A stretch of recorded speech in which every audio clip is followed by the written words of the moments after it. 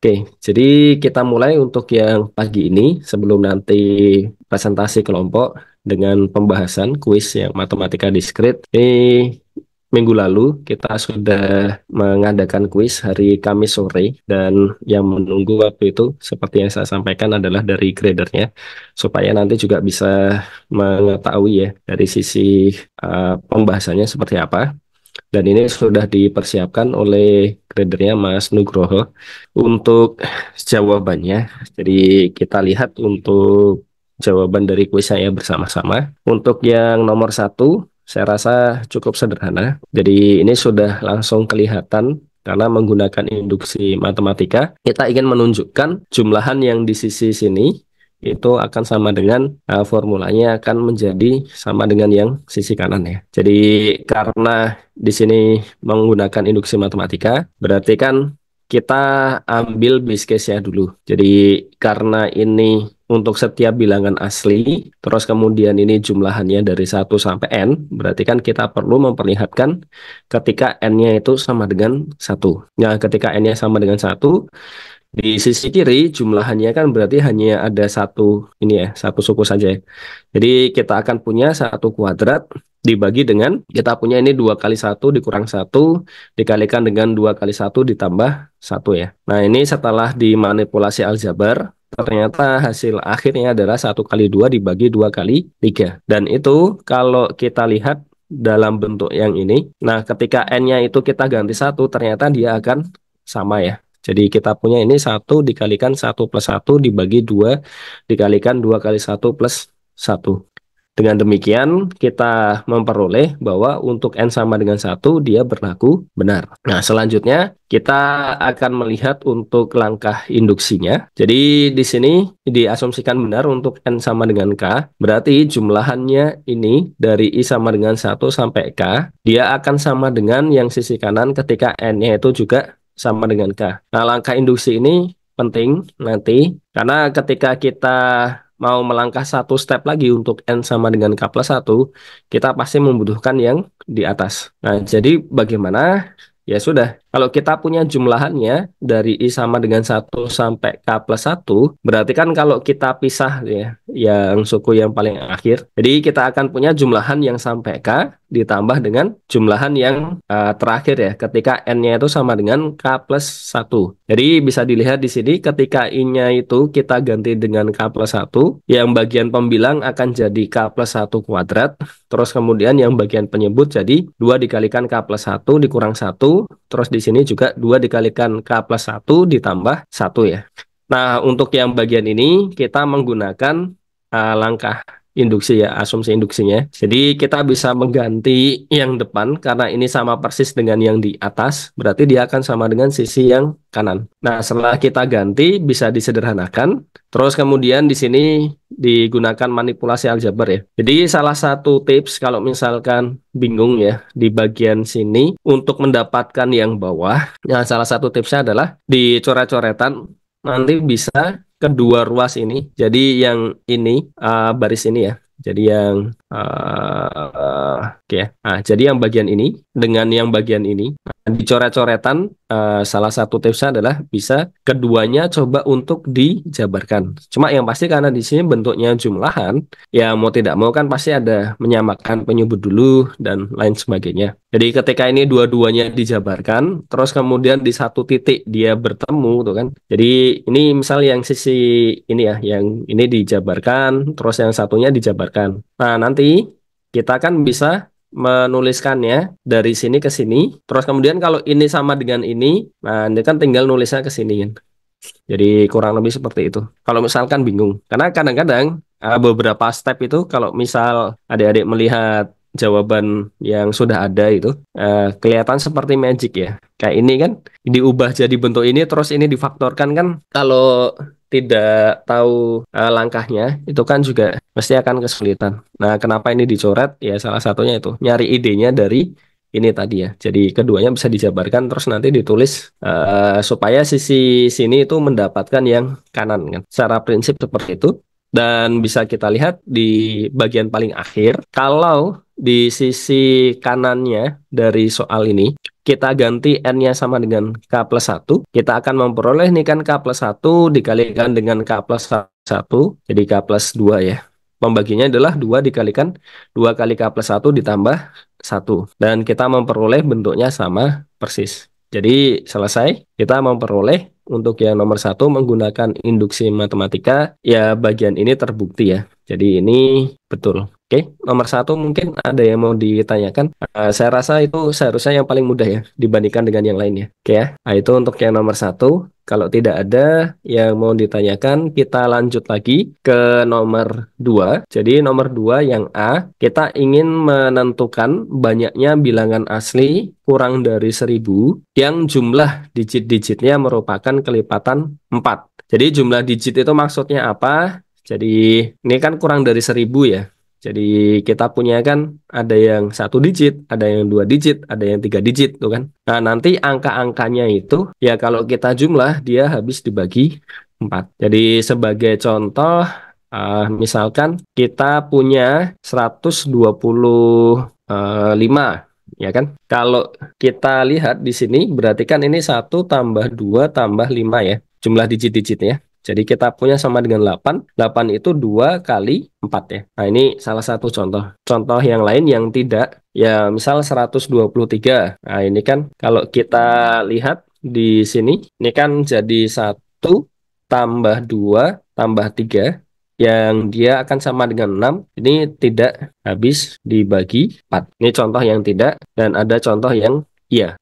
Dan kalau kita perhatikan untuk angka-angkanya itu kan yang ini ya, misalkan ini udah habis dibagi 4, kalau kita nambah 4 dan seterusnya kan nanti ya ada beberapa pola lah di situ. Tapi yang jadi masalah adalah polanya itu akan sulit untuk dilihat ya. Jadi ya sudah mau tidak mau terus kita coba kan bagi-bagi kasus. Nah, karena bilangannya itu yang diinginkan kurang dari 1000, jadi kita mau melihat ya ini ya 4 digit pertama ya, tapi kan 1000-nya kan nggak dimasukkan, berarti nggak ada yang bilangan 4 digit, kita hanya lihat 3 digit saja kan. Dan di sini ada beberapa kasus ya, jadi kita punya nah sebentar kok agak ini ya, oh ada yang ini, oke saya mute dulu. Jadi karena di sini kita punya 3 digit, terus jumlah digitnya kelipatan 4, terus bisa kita pecah ya, yang 1 digit, 2 digit, 3 digit. Kalau 1 digit kan berarti depannya 00.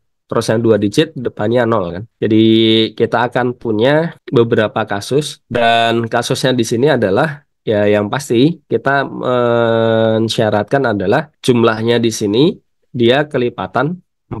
Nah dari situ kalau kita lihat masing-masing digitnya paling besar kan angkanya 9. Jadi 9 tambah 9 tambah 9 27 ya. Jadi dia tidak mungkin ya melebihi 27 kan. Paling gede itu dan paling kecil kan kalau lihat ini karena bilangan asli berarti 0 tambah 0 tambah 1 ya. Jadi paling kecil 1. Tapi tidak terlalu krusial di situ. Jadi yang krusial adalah kita ingin melihat kapan jumlahannya ini habis dibagi 4. Nah, yang kurang dari sama dengan 27 dan juga kelipatan 4, yaitu kan ada 4, 8, 12, 16, 20, 24. Dan kalau yang jumlah digitnya 4, pasti dia akan saling asing dengan yang jumlah digitnya 8 kan. Jadi kalau kita himpun bilangan-bilangan yang jumlah digitnya 4, ini saling asing dengan himpunan yang jumlah digit-digitnya jadi 8 dan saling asing dengan ini dan seterusnya. Jadi nanti di akhir karena masing-masing himpunan yang kita hitungnya nanti ya banyak elemennya itu akan dia saling asing, berarti nanti terakhir ya tinggal kita jumlah ya setiap kasusnya ya. Jadi kurang lebih seperti itu. Dan untuk yang bentuk seperti ini, X1 tambah X2 tambah X3 sama dengan 4, itu kan sudah sudah terbiasa ya. Jadi ketika K-nya 1 ini sama dengan 4, K-nya 2 sama dengan 8, ini kan permasalahan biasa kan. Jadi kita akan punya di sini akan menjadi kita punya kan X1 tambah X2 tambah X3 sama dengan 4. Berarti kan akan diperoleh apa? Ini ada 4 ditambah di sini ada 3 dikurang 1 kombinasi 4 ya. Jadi total ada 15. Yang ini sama dengan 8, ada ini 8 tambah 3 kurang 1 kombinasi 8 ada 45. Dan yang harus diperhatikan adalah ketika ini dijumlah sama dengan 12. Nah, ini agak harus hati-hati ya. Karena ketika kita jumlah dia sama dengan 12, berarti kan ada kemungkinan ya. Kalau ini kan masing-masingnya X1, X2, X3, dia kan pasti semuanya satu digit angka-angkanya kan. Tapi kalau yang di sini dia memungkinkan untuk contohnya lah 1 tambah 1 tambah 10.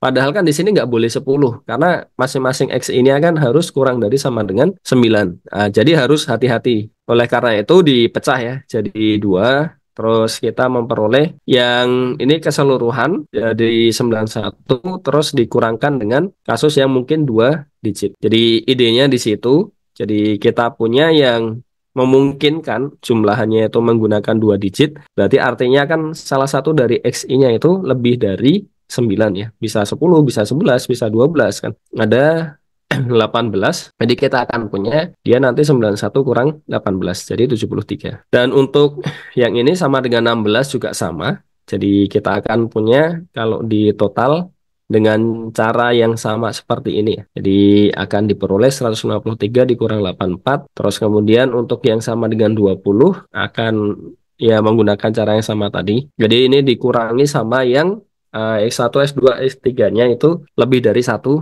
digit ya. Jadi diperoleh ada 36 dan seterusnya ya. Dan kalau melihat seperti ini, ya kalau mau memaksakan di brute force, jadi dihitung satu persatu itu juga ya akan kesulitan karena sangat banyak kan. Jadi kalau kita lihat untuk hasil akhirnya akan jadi ya segini ya. Jadi ini jelas kalau mau di brute force terlalu ngoyo ya. Kecuali kalau adik-adik bisa menentukan pola kan. Jadi maksudnya bagaimana? Ya ini. Jadi contohnya ini ya. Jadi salah satu caranya adalah untuk melihatnya itu kita bisa menggunakan fungsi pembangkit ya di sini ya. Jadi ini kita peroleh kalau misalkan jadi ini kenapa cara lainnya adalah kita mencari koefisien dari Y pangkat 4, Y pangkat 8, Y pangkat 12, Y pangkat 16, Y pangkat 20 dari ekspansi ini karena alasannya adalah kalau kita punya bilangan 3 digit tadi X1, X2, X3 di sini ya. X1, X2, X3 ini bisa 0 ya X1-nya. Terus X2-nya juga bisa 0. S3-nya kan nggak boleh kalau 0 semua kan. Nah, tapi ini boleh kalau misalnya ini ada yang nggak 0, ini 0 juga nggak apa-apa kan. Jadi bisa kita lihat kita punya jumlahan dia sama dengan 4 kali sesuatu tuh kan. Jadi X1-nya itu bisa 0 sampai 9, X2-nya bisa 0 sampai 9, X3-nya bisa 0 sampai 9. Nah, di sini kenapa kok dia jadi ekspansi yang seperti ini? Karena kalau kita jabarkan, jadi kita lihat ya dari situ. Nah, yang pertama kan kita punya Y pangkat 0. Kok ini kegeser nih ya. Yang pertama kan kita punya Y pangkat 0 ditambah Y pangkat 1 tambah seterusnya sampai di sini Y pangkat 9. Terus kemudian di situ dikalikan dengan Y pangkat 0 ditambah Y pangkat 1 ditambah seterusnya ditambah Y pangkat 9. Ini nanti jadi salah satu materi ya untuk yang setelah UTS, jadi cara lain. Tapi pada akhirnya juga menggunakan kombinasi. Jadi ya tidak bisa menyimpulkan bahwa ini lebih mudah. Meskipun kalau diperbolehkan pakai komputer, ini jelas jauh lebih mudah. Karena ya menghitung fungsi pembangkit kan menghitung nanti ada ini ya bentuk ekspansinya ya. Ekspansinya kan tinggal masukin komputer kan keluar koefisiennya. Jadi bisa dilihat yang bagian ini kalau dijabarkan kan jadi 3 kali kayak gini. Nah, kalau kita kalikan, waktu mengalikan kan berarti ya ada salah satu dari sini kena yang di bagian kedua, kena yang bagian ketiga kan. Dan kita bisa lihat Y pangkat, jadi pangkatnya itu dia akan berupa ya jumlahan dari yang pangkat di sini, pangkat di sini, pangkat di sini. Karena kalau kita punya perkalian berarti kan pangkatnya dijumlah. Nah, itu masing-masingnya akan merepresentasikan satu solusi dari X1 ditambah X2 ditambah X3. Sama dengan berapa? Ya, dilihat yang sisi kanan. Ya, sama dengan Y pangkat berapa. Jadi bisa dilihat di situ setiap kita punya satu solusi, dia akan menyumbang satu koefisien untuk Y pangkat sesuatu yang kita inginkan di situ. Makanya kalau kita mencari koefisiennya dari Y pangkat 4 di sana, berarti dia akan sama dengan kita mencari solusi ketika X1 tambah X2 tambah X3 sama dengan 4. Kan? Karena yaitu satu solusi, satu koefisien. Satu solusi, satu koefisien. Terus kemudian kalau kita punya polinomial kan berarti yang Y pangkat 4 kan nanti dijumlah semua kan. Berarti dia sama saja banyaknya solusi. Nah dari sini itu di otak-atik ya. Menggunakan ini biasa. Jadi adik-adik tahu lah kalau waktu di kalkulus kan bisa ini ya. Ini itu bisa diubah jadi ini kan. Jadi seper satu min Y itu kan ketika nilai mutlak Y-nya itu kurang dari satu kan dia jadi satu plus Y kuadrat plus dan seterusnya ya. Terus kalau kita bagi dengan yang di atas dia akan berhenti di Y pangkat 9. Jadi kita punya ini dan ini. Nah, terus kemudian ya mencari koefisien dari Y pangkat 4, Y pangkat 8 dan seterusnya. Dan kalau adik-adik perhatikan di sini ya sebenarnya angkanya yang terlibat itu mirip dengan yang di atas. Jadi kita hitung satu persatu kan koefisiennya. Jadi kurang lebih seperti itu. Nah, nanti kita peroleh hasil yang sama, yaitu ada 248 bilangan yang memenuhi jumlah digit-digitnya itu kelipatan 4. Oke. Ada yang mau ditanyakan mungkin sampai sini? Ini ya agak ini ya. Dan biasanya juga saya tidak bisa mengatakan kalau manual ini lebih mudah ya, karena mencari koefisiennya itu juga tidak sesederhana itu kan. Dan ya pada akhirnya pakai kombinasi juga, kurang lebih seperti itu. Ini kan ide sini ke sini itu kan butuh feeling juga. Oke, ada yang mau ditanyakan mungkin sampai sini untuk yang 2A? Oke, sudah ya, aman ya. Terus kemudian 2B. Kita ingin mengisi persegi panjang ukurannya 2 kali 16 dengan persegi panjang ukurannya 2 kali 2, 2 kali 3, 2 kali 4, 2 kali ini ya, sudah ya.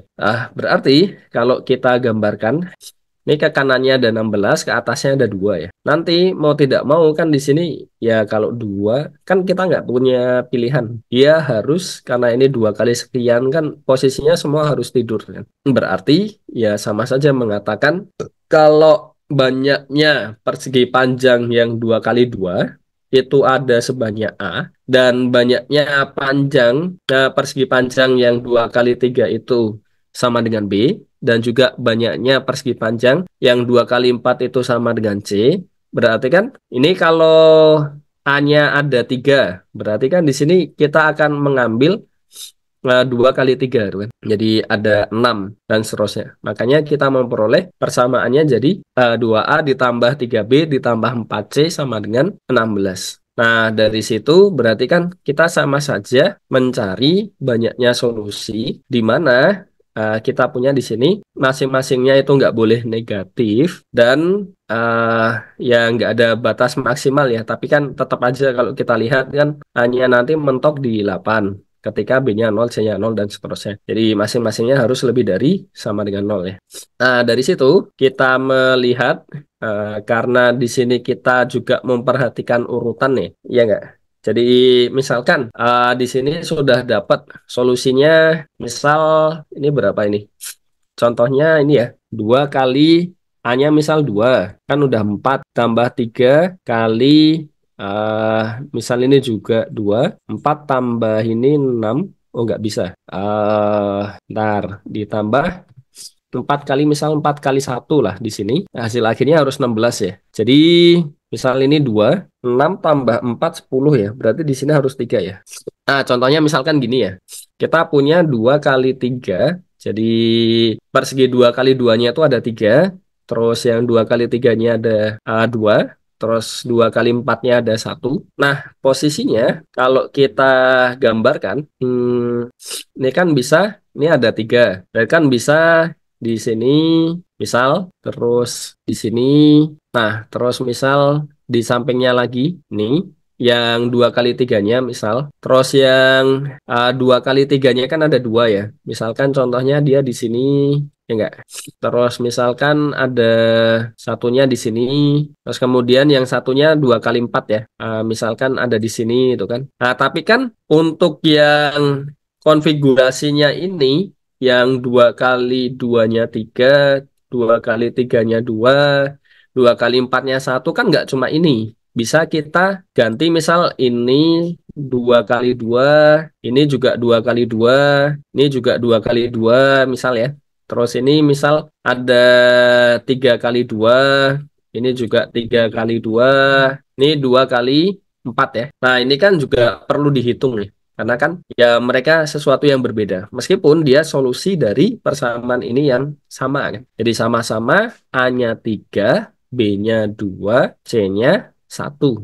Maka dari itu ya kita masih butuh ini di permutasi ya. Jadi kita peroleh ini. Nah, jadi kita peroleh karena AC-nya itu di sini bisa dilihat ini kan eh, penentunya itu kan kalau misalkan nih ya B-nya itu ganjil itu kan akan jadi masalah ya karena di sini kan menghasilkan genap, ini juga menghasilkan genap. Kalau di sini B-nya ganjil, nah itu kan bahaya. Kayak tadi misalkan B-nya diambil 1 pasti nggak ada solusinya. B-nya ambil 3 pasti nggak ada solusinya karena genap tambah genap pasti genap, tambahin ganjil jadi ganjil. Makanya di sini B-nya itu harus genap. Nah, terus selanjutnya ya bisa di ini ya, bisa dilihat beberapa pilihan untuk B-nya. Jadi ketika B-nya 0 ada berapa kan? Ini kan kan bagi-bagi kasus ya. Ketika B-nya 0 kan dia benar-benar kasus yang saling asing dengan B-nya 2 dan dia juga saling asing ketika B-nya sama dengan 4 dan seterusnya. Jadi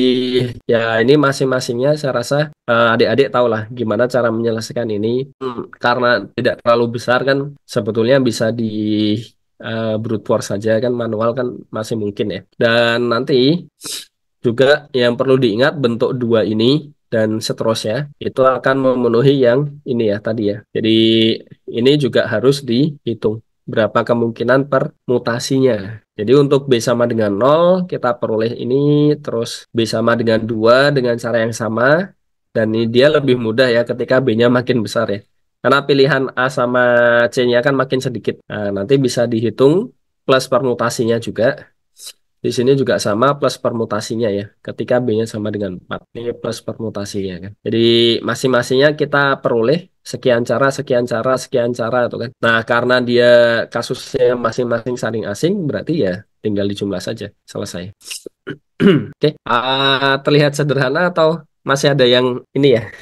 Saya nggak tahu. Yang kemarin bisa mengerjakan nomor 2A sama B, mungkin coba resen. Saya pengen tahu berapa kan yang cukup yakin lah dengan jawabannya setelah dibahas ini. Resen saja. Oh, nggak ada yang resen. Berarti kesulitan semua ya, yang nomor 2. Oke.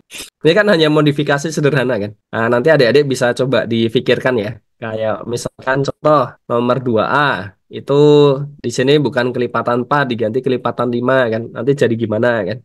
Jadi ya itu angkanya ganti sedikit, langkahnya mungkin bisa berubah banyak, tapi logikanya sama kan. Atau misalkan contohnya ini kan tadi 2 kali 16. Misalkan saya ganti 2 kali 18. Nah, itu nanti jadi kayak apa tuh kan.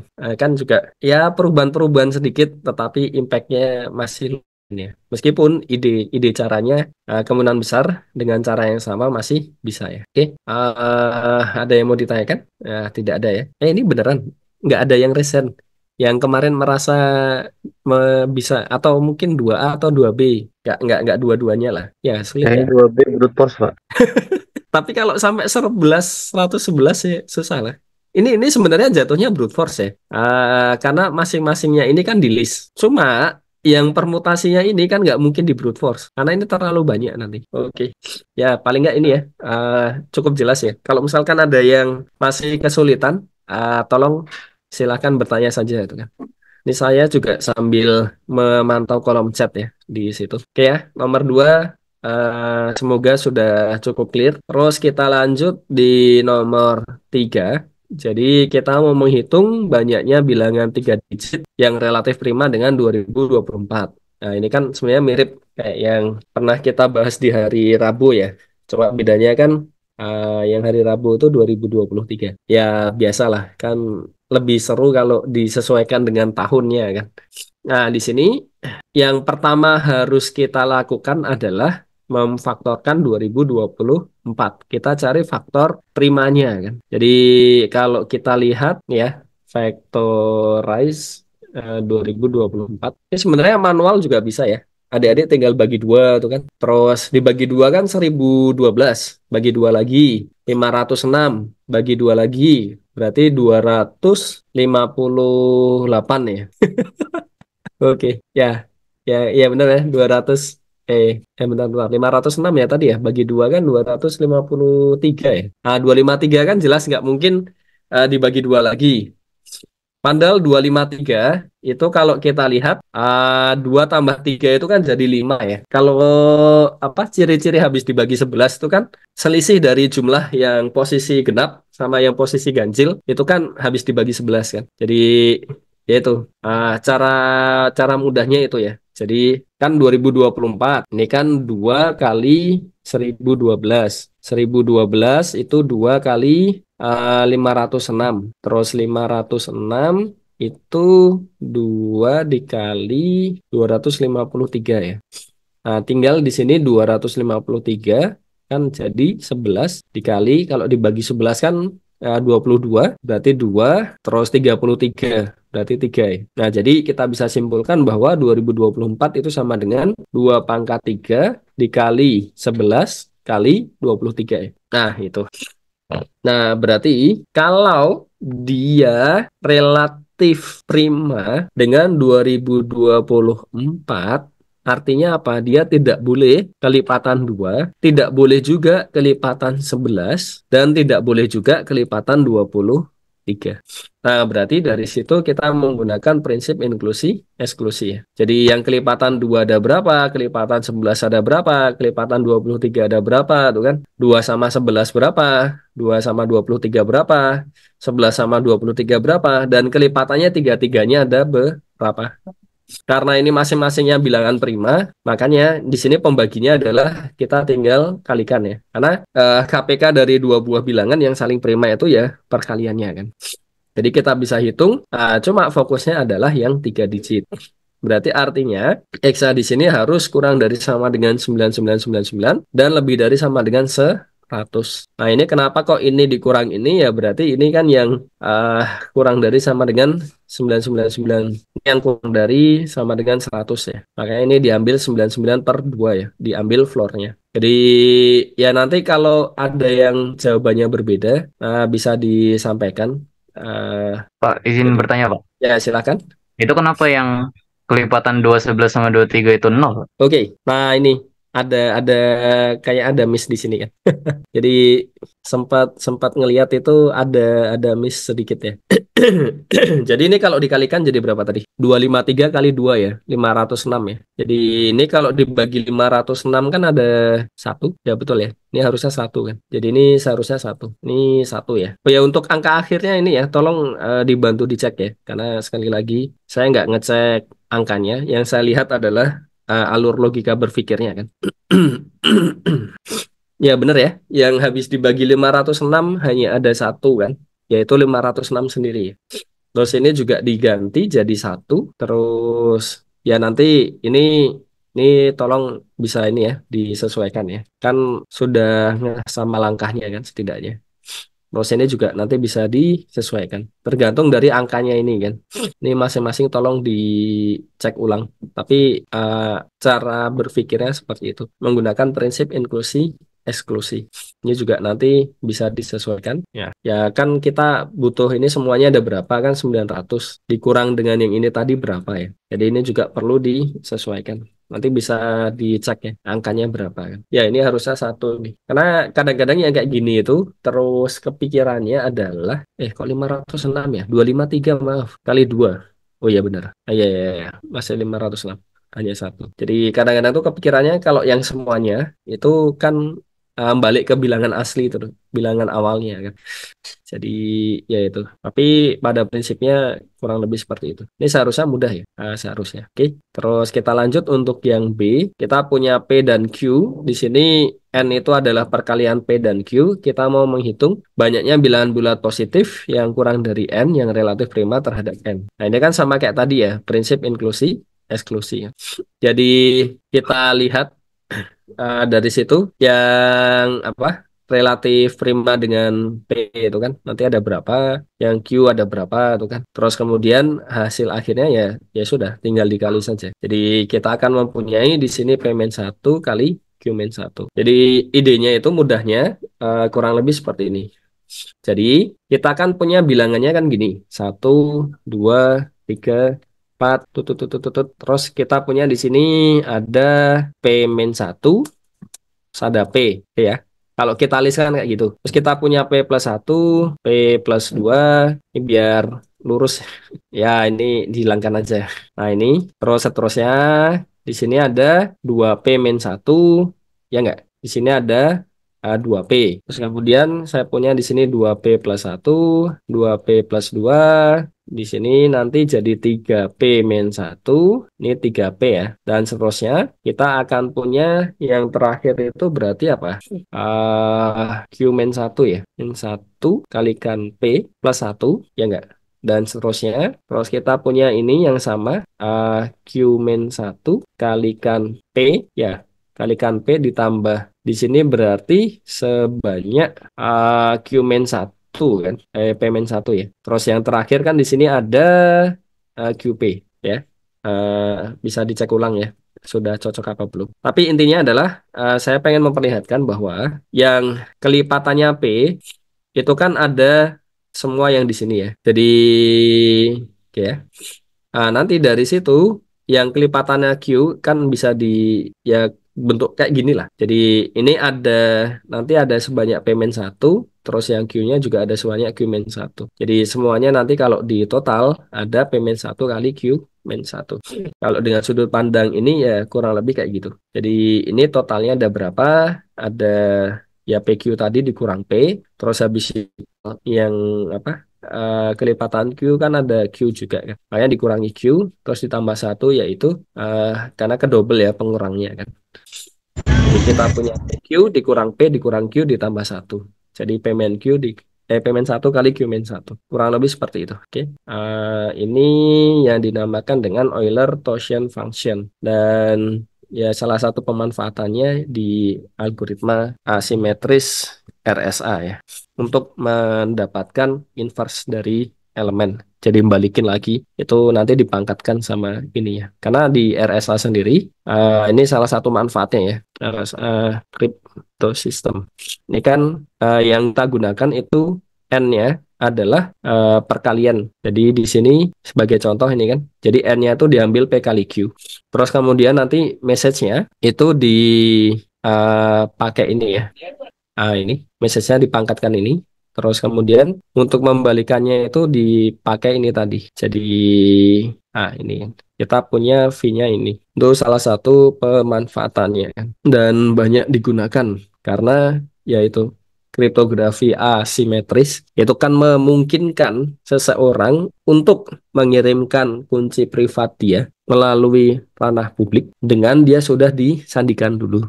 Dan nanti yang menerima juga bisa membalikkan itu. Jadi ya bisa dibayangkan kan seberapa krusial. Meskipun ya mungkin itu hanya dipakai di awal ya untuk nukar kunci. Tok biasanya sih.